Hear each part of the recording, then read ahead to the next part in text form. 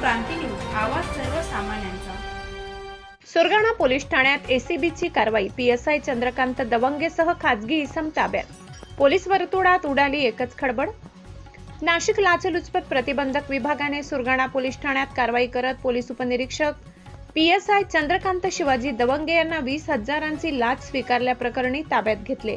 त्यांच्या सांगण्यावरून लाचेची रक्कम स्वीकारणारा इब्राहिम करीम वाणी या खासगी इसमालाही एसीबीने ताब्यात घेतले।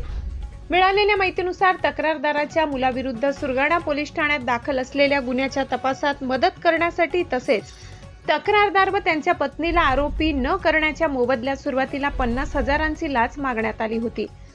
पडताळणीनंतर ही रक्कम 20,000वर निश्चित करण्यात आली। तक्रारीची पडताळणी केल्यानंतर एसीबीने सापळा रचला। 31 जुलै 2026 रोजी सुरगाणा पोलीस ठाण्याच्या जुन्या इमारतीजवळील आदेश किराणा जनरल स्टोअर्स येथे तक्रारदाराकडून इब्राहिम वाणी याने 20,000ची लाच स्वीकारताच एसीबीच्या पथकाने कारवाई करून दोघांनाही ताब्यात घेतले।